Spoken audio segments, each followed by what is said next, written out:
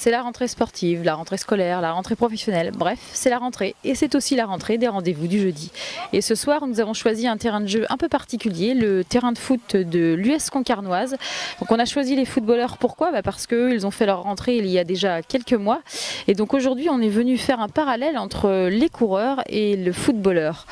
Est-ce qu'il y a des similitudes dans la phase de retour, de préparation générale? Est-ce qu'il y a un développement de la VMA? Est-ce qu'il y a un travail foncier? C'est ce que nous allons voir ce soir avec l'entraîneur de l'US Concarnoise, Nicolas Cloarec. Bon Nicolas, enchanté de faire ta connaissance. Donc nous sommes avec ton équipe, je crois. Là, tu peux nous présenter un petit peu cette équipe et puis ton rôle au sein du football club de Concarneau? Ouais, on est sur une séance du lundi, typique. Et puis c'est vrai que Concarneau aujourd'hui ça joue CFA, hein, donc on a joué ce week-end. Et puis pour situer ce qu'est le CFA, c'est le premier niveau de football non professionnel entre guillemets. Voilà, donc on a affaire à des joueurs qui travaillent et qui viennent s'entraîner après leur journée de travail. Donc ça ressemble beaucoup à ce que vous pouvez faire au niveau de la course à pied, sauf quelques athlètes qui sont évidemment rémunérés pour ça. Mais c'est vrai qu'il y a une similitude entre les difficultés du coureur à pied et les difficultés du joueur du CFA. Voilà. Donc et toi, quel est ton rôle au sein de ce club ? Moi j'entraîne en fait, je suis l'entraîneur général comme on appelle ça, principal. Général ça fait un peu militaire. Donc voilà, on met en place la politique technique avec les éducateurs du club. On essaye de faire progresser nos joueurs sur les aspects du football, pour ce qui est de la course à pied et puis voilà, les aspects athlétiques, les aspects techniques, les aspects tactiques, les aspects psychologiques, qui sont les 4 gros secteurs sur lesquels on peut faire avancer les joueurs. Et puis le joueur étant dans un sport pratiqué en équipe, voilà, il y a une phrase qui est très célèbre, on dit souvent que le football est un sport d'équipe, mais non, le football est un sport individuel qui se pratique en équipe. Donc il faut que individuellement le joueur soit bien sur tous les aspects qu'on a expliqués pour que justement l'équipe soit bonne et puis que la mayonnaise prenne. Voilà, c'est vrai que c'est une alchimie qu'on trouve, mais c'est un équilibre qui est très fragile. C'est ce qu'on voit des fois dans certaines équipes, notamment au niveau français. Tout à fait, c'est vrai c'est ce qu'a réussi à faire Deschamps en très peu de temps, on le voit au niveau du public français. Les gens ne se reconnaissaient plus vraiment dans les valeurs que représentait l'équipe de France. Et là, c'est vrai qu'il y a eu un match où il y a vraiment eu la rage contre l'Ukraine, qui a amené un bon mondial. Il y a des choix qui sont faits où le sélectionneur privilégie justement l'état d'esprit, la vie de groupe. Voilà, c'est des valeurs qui sont très très importantes pour la réussite. Et nous, c'est des choses, sans modestement, qu'on avait mis en place déjà depuis un petit moment, parce qu'on n'a pas le choix à Concarneau, compte tenu des moyens qui sont quand même limités, même pour cette division. Ok, donc là on parle de conditions physiques, athlétiques, etc. Techniques aussi, parce qu'on joue quand même au ballon, c'est pas la course à pied. Comment ça s'est passé cette reprise? Sur quoi, si on fait un parallèle avec le coureur à pied, est-ce qu'il y a une phase de développement, VMA, comme nous on peut parler dans le jargon, je ne sais pas si vous utilisez ça aussi au football, un travail foncier, comment ça s'est passé? Est-ce que c'était il y a déjà 2 mois? Nous on a repris le 10 juillet. Donc c'est vrai que moi je trouve que la préparation optimale en partant d'un état zéro, c'est d'avoir 5 semaines de préparation. 6 semaines, c'est vrai que c'est long après, ça peut être long pour le joueur, une semaine c'est très important. Nous les joueurs ont 6 semaines de repos complet. À l'issue de la saison, ils sont tous cramés, fatigués. Sur le plan psychologique, il n'y a plus rien à en tirer. Et puis, il y a une usure. On part pour des saisons de 11 mois. C'est ce qu'on disait tout à l'heure, Karine.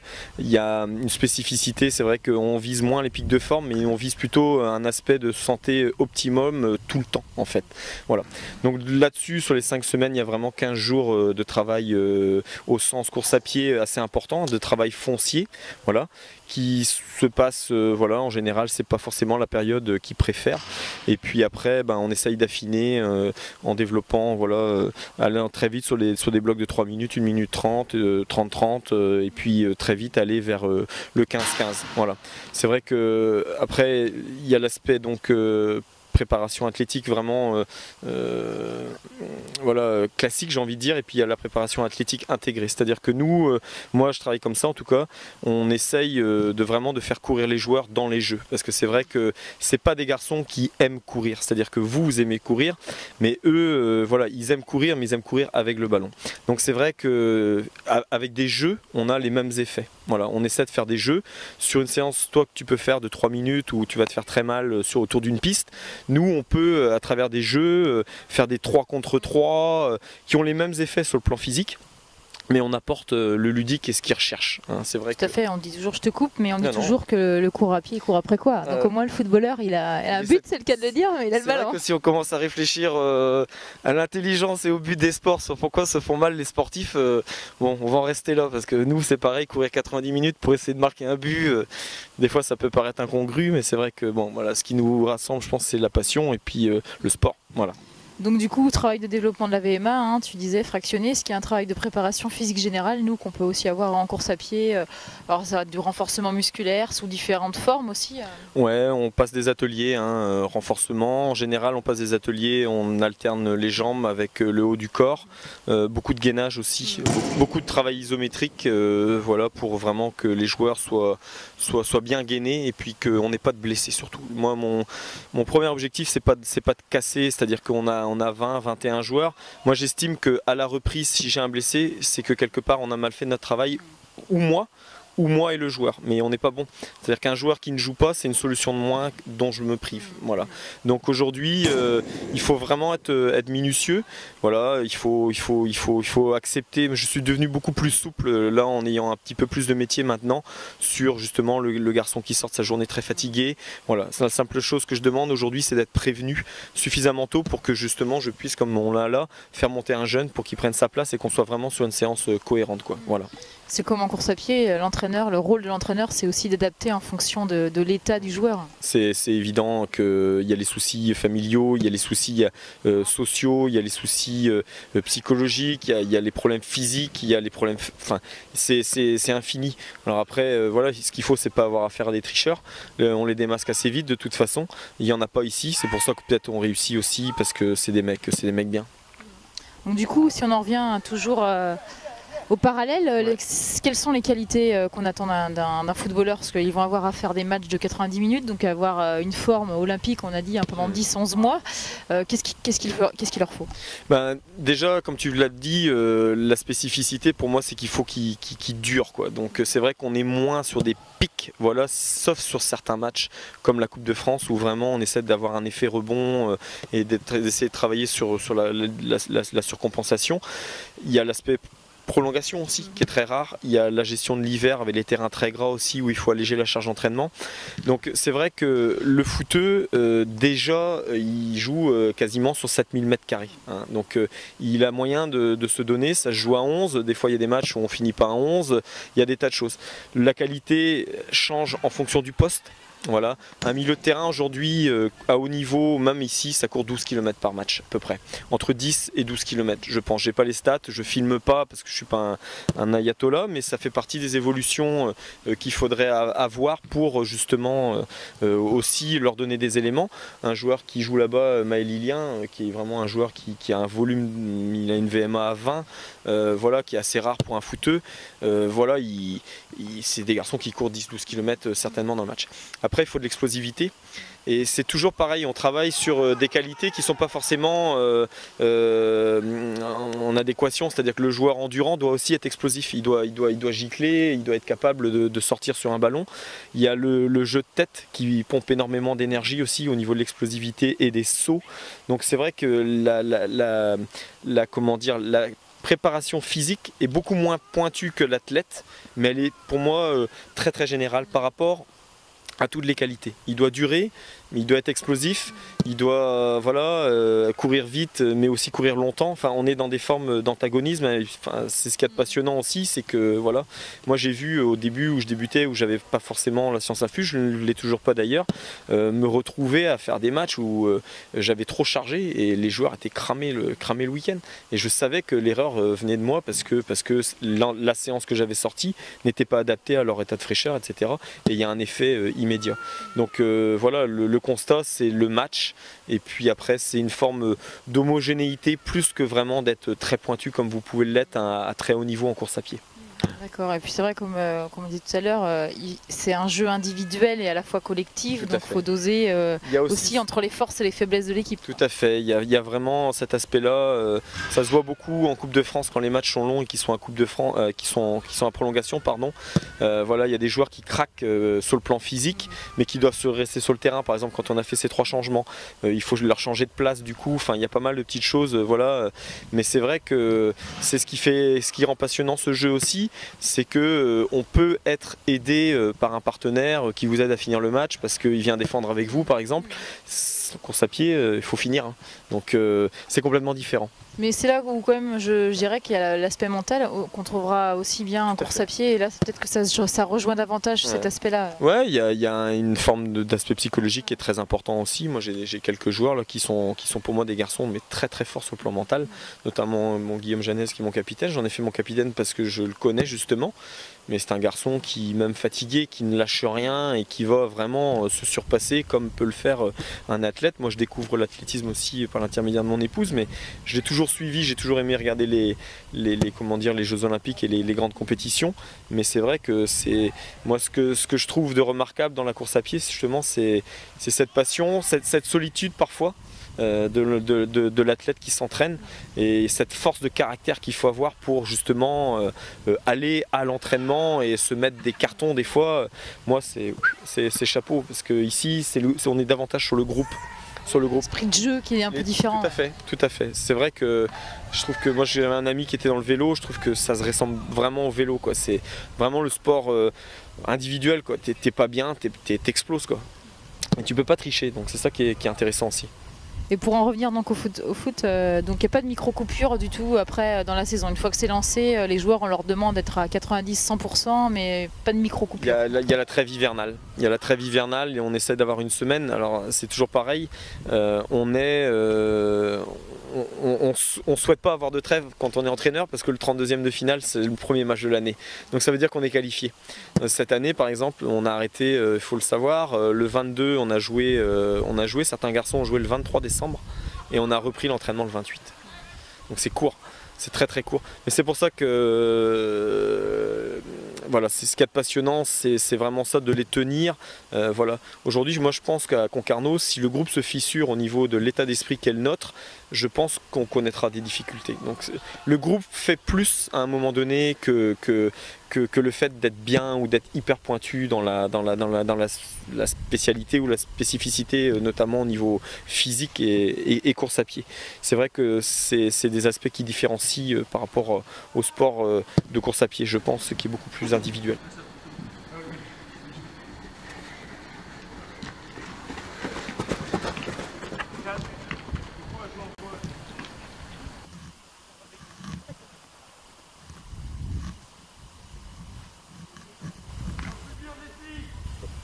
On a parlé des joueurs, on a parlé des coureurs, mais si on parlait un peu du coach maintenant, donc le regard et le rôle du coach dans tout ça, donc c'est vrai qu'en course à pied aussi, il y a un entraîneur, il y a un coach, mais je pense que dans un esprit d'équipe comme le football, le coach il a encore plus d'importance, de valeur. Ouais, je pense que c'est des valeurs de management qui sont plus importantes. Je pense qu'il faut très bien connaître ses joueurs. On apprend à les connaître en les fréquentant. Les profils psychologiques, justement, on en parlait, les joueurs qui sont durs au mal et voilà, les joueurs qui sont déjà beaucoup plus fragiles. La confiance aussi, c'est un paramètre qui est très important pour un joueur de foot. Le joueur, évidemment, il faut de la concurrence pour faire sentir au joueur que s'il n'est pas bon, il ne jouera pas. Mais à un moment donné, la concurrence amène aussi voilà, un petit peu de médiocrité, voilà, de désintérêt, etc. Donc c'est vrai que c'est un métier qui est passionnant, justement. Moi j'ai eu des entretiens avec des joueurs qui sont tombés en larmes parce qu'ils jouaient pas, parce qu'ils comprenaient pas pourquoi. Bon, il y a des aspects qui sont très émouvants. Voilà. Après, voilà, je pense qu'il faut être juste. Il faut être très juste. Et si on est juste, je pense que les joueurs le comprennent. Voilà. Après, ce qui amène de la crédibilité à un entraîneur, c'est ses résultats. Faut pas se rêver. Un entraîneur, un bon entraîneur, voilà. Le trésorier va vous dire que c'est parce qu'il coûte pas cher. Le président va vous dire que c'est parce qu'il fait gagner son équipe. Le joueur va vous dire que c'est parce qu'il me fait jouer. Voilà. Qu'est-ce qu'un bon entraîneur? Voilà. Je pense que c'est un petit peu tout ça à la fois. Mais voilà, c'est un métier qui est passionnant parce qu'il touche vraiment beaucoup de spécificités qu'on retrouve. Voilà. Et aujourd'hui, moi, je sais pas quel sera mon parcours, mais je sais que je me sens prêt même pour le monde de l'entreprise, même si le club aujourd'hui, moi, je le gère un petit peu comme une entreprise. on le gère avec les collègues, mais c'est vrai qu'après le domaine de connaissances que doit avoir l'entraîneur voilà, fait qu'aujourd'hui je pense que moi je me sens prêt. Si demain ça doit s'arrêter, ça m'ennuiera pour rester poli, mais voilà, je pense que aussi on développe des aptitudes et des qualités qui font qu'après on peut rebondir sur d'autres métiers, et voilà, notamment le management. Ouais. Management des hommes, management des budgets, il y a une gestion à tenir. Est-ce que tu as eu l'occasion, enfin, dans ton expérience, tu as dû faire des choix stratégiques un petit peu difficiles sans savoir où ça allait aller, mais justement pour l'avenir du club? Je crois que c'est lié à la reprise du club, tout simplement. Il y a 5 ou 6 ans, je crois que le club vivait un petit peu au-dessus de ses moyens. On est reparti, moi j'étais du cru, sur un projet bien plus modeste, et voilà, en montant un groupe de gens qui s'entendent bien, on a réussi à faire aussi bien, si ce n'est mieux. Alors moi je suis pas dans la comparaison en disant que je suis meilleur que Pierre, que Paul ou que Jacques, mais si je pense avoir réussi quelque chose, justement, c'est avoir réussi à reconstruire, et justement à faire qu'il y ait une adéquation entre l'état d'esprit du groupe et les valeurs du club. C'est très important, et je pense qu'aujourd'hui il y a un petit peu de monde qui revient au match, parce que justement voilà, les gens se retrouvent avec des garçons de Bèye, de Saint-Yvi, de Melvin, de Lorient. On a élargi un petit peu le rayon d'action, mais c'est très important, et puis c'est des gens et des joueurs pour qui le club représente quelque chose aussi. C'est-à-dire que c'est pas des garçons qui sont que de passage en disant je suis à Concarneau ici, je serai ailleurs demain. Il n'y a qu'à les voir, l'entraînement pourrait être terminé, mais ils ont encore envie de jouer, et puis voilà, donc ça c'est une réussite, je pense. Et c'est un tremplin, l'US Concarnoise, pour des joueurs de qualité. Est-ce qu'ils vont aller jouer dans d'autres clubs de plus haut niveau? On en a un qui est parti, qu'on avait recruté, qui est parti en série C italienne, qui avait profité justement du match et de la télévision, enfin de l'aspect télé. On avait sorti Nantes ici 3-0, et il avait éclaboussé le match de sa classe ce jour-là. Après, dire que c'est un tremplin, on a quelques joueurs qui ont été suivis, je pense. Il y en a quelques-uns qui pourraient, je pense, aussi jouer au-dessus. Maintenant, voilà, je pense que le fait que le groupe vive bien, c'est important dans leur choix, et le combat c'est vraiment de réussir. Aujourd'hui il ne faut pas se rêver, ils sont pas non plus amateurs purs, ils ont des niveaux de défraiement inférieurs à ce qui peut se faire dans la division, puisqu'aujourd'hui voilà, on est 3e sur un instant T. Trélissac, c'est le double de budget que nous, c'est des garçons qui se lèvent le matin, qui n'ont que le football à penser, donc voilà. Après nous on joue sur vraiment les possibilités de reconversion, et que le garçon, entre sa rémunération, les primes de match qu'il peut avoir, plus le travail qu'on arrive, pas toujours, il faut le reconnaître parce que le contexte est difficile, que le gars, en fait, c'est évident à lui qu'il n'a plus à partir, parce qu'il y a un bon groupe. Quelque part, je gagne bien ma vie sur les aspects résultats, sur les aspects défraiement et sur les aspects travail, qui fait qu'aujourd'hui, pourquoi partir? Je ne serais pas mieux ailleurs. Quand on a réussi à faire garder des joueurs comme ça, c'est vrai que ça, c'est une forme de fierté. Et du coup, un joueur ici dans l'US Concarnoise, ça reste en moyenne combien d'années? Ça dépend, je dirais un joueur commence à vraiment connaître les moments difficiles vers 32, 33 ans. Maintenant, après, tout est lié aussi à la force physique, la motivation devient très importante, et puis on voit aussi une vraie coupure quand la vie de famille change. Je pense que quand les enfants arrivent, voilà, on sent que venir 4-5 fois, les joueurs commencent à se poser des questions. Voilà. Et là c'est pareil, si les gars veulent le groupe, on a un exemple l'an dernier d'un garçon qui serait peut-être parti, et il m'a dit moi je peux pas quitter ce groupe, je veux rester. Donc à partir du moment où on lui proposait de rester dans ce groupe avec les collègues, il est resté. Il serait parti dans n'importe quel autre club, il en aurait fait le bonheur. Mais voilà, on est aussi, il y a une forme de respect des joueurs qui ont apporté et qui nous ont amenés là. On n'est pas là à les jeter parce qu'ils sont moins performants. Ils ont d'autres choses à apporter à un autre niveau de pratique dans le club. Donc pour les plus anciens, la reconversion, c'est une équipe d'un niveau moindre, ou alors c'est la course à pied? La course à pied, je ne suis pas sûr qu'il y en ait beaucoup. Moi j'en vois sur le trail, beaucoup, parce que je trouve que le trail, en fait, moi j'en ai fait un petit peu, même si là j'en ai plus trop fait, il faudrait que je m'y remette d'ailleurs. Je trouve que le trail ressemble beaucoup à l'effort du foot en fait. Parce qu'il y a les vallons, il y a les montées, il y a les efforts, il y a les descentes. Voilà, je trouve que les footeux s'en sortent beaucoup mieux dans le trail que vraiment sur le pur et dur plat où ils sont pas forcément faits pour ça, quoi. J'en avais parlé avec Olivier Machefer, il m'avait dit 800, 3000 grand max, mais en vrai c'est presque 5000, 10 000, c'est vraiment une spécificité, quoi. Puis après c'est vrai que voilà, il faut aimer courir. Faut aimer courir. Je parlais avec Serge Le Disait qui disait que Coco Suodo, on a beau dire à Nantes, il disait on a beau dire que Nantes c'était le ballon, Gourcuff c'est pareil à Lorient. Moi je l'ai toujours entendu dire, il faut aimer courir. Et c'est vrai que cette passion, si elle s'arrête parce qu'on arrête de jouer au foot, sans parler du manque et puis des endorphines, mais voilà, il faut trouver un sport, un palliatif. Et puis c'est vrai que la course à pied, voilà, ça dépend à quel niveau d'usure on finit aussi, parce qu'après c'est pareil, il faut être intelligent et pas aller jusqu'à l'arthrose. Mais voilà, moi je sais que je me suis régalé en trail, il faut que je m'y remette. Voilà, mais la course à pied, c'est vrai que c'est une école de la vie, hein. Moi j'en ai chié sur des trails, certains trails. J'ai appris, je lui dis putain merde, t'as été pro, tu prends des leçons avec des papis qui te dépassent, ça rend humble. Justement, je voulais finir sur toi, la reconversion, sinon c'est coach, quoi, entraîneur, c'est ce que tu as fait. J'adore le sport, j'adore ce jeu, donc c'est vrai que quand je jouais, j'ai passé mes diplômes pour me dire que ça me servirait.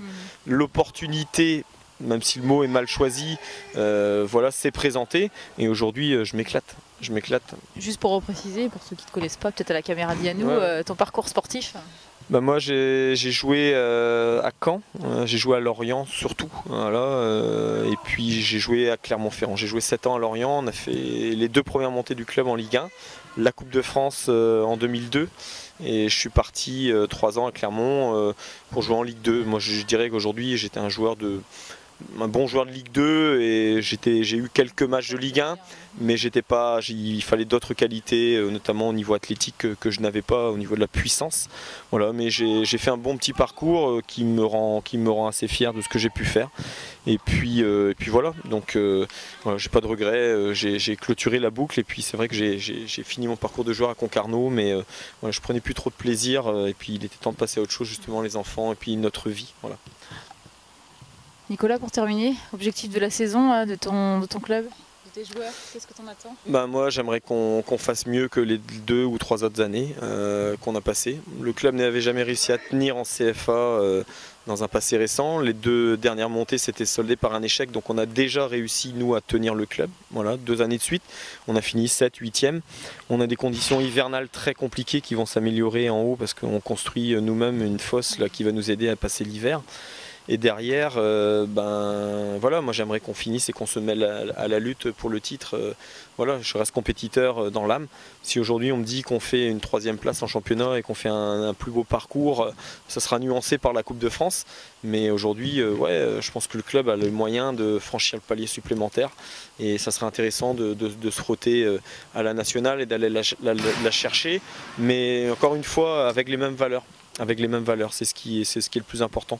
Je pense qu'après aller changer de projet, repartir sur du professionnalisme, c'est pas ce qu'il faut. Le club n'aura pas les moyens, donc il faut adapter l'exigence sportive et les objectifs à des objectifs économiques et de contexte économique, voilà, que le club peut supporter en fait tout simplement. Et c'est vrai qu'en ça, la Coupe de France est un accélérateur de projet. On l'a vu, ça fait 3 ans que je réclamais un outil pour pouvoir m'entraîner. La mairie, on ne va pas retomber, n'a pas souhaité parce qu'ils ont leurs difficultés aussi économiques, mais on peut la faire nous-mêmes parce qu'on a rentré un peu d'argent avec ce parcours de Coupe de France. Donc c'est vrai que voilà, la Coupe c'est important. C'est important. Il y a des enjeux, quoi. Ouais, c'est des enjeux importants, les joueurs en ont conscience. Eux se font plaisir parce qu'ils s'offrent des Ligue 1, voilà, chacun trouve sa motivation là où il l'entend. Mais c'est vrai que pour le club c'est hyper important en termes d'image, en termes de retombées sponsoring, et puis en termes de structuration du club, c'est hyper important.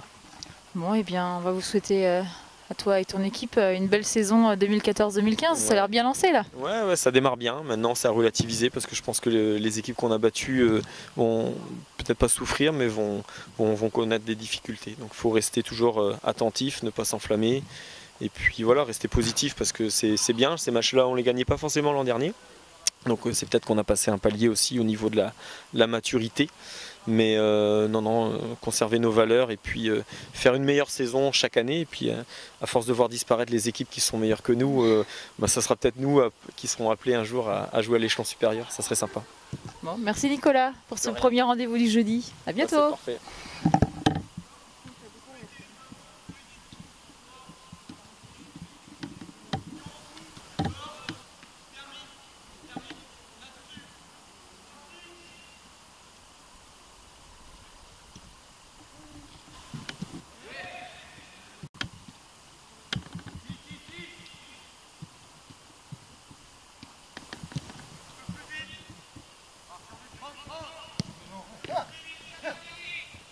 Attends, mais quoi. Arrête. Putain. C'est des conneries.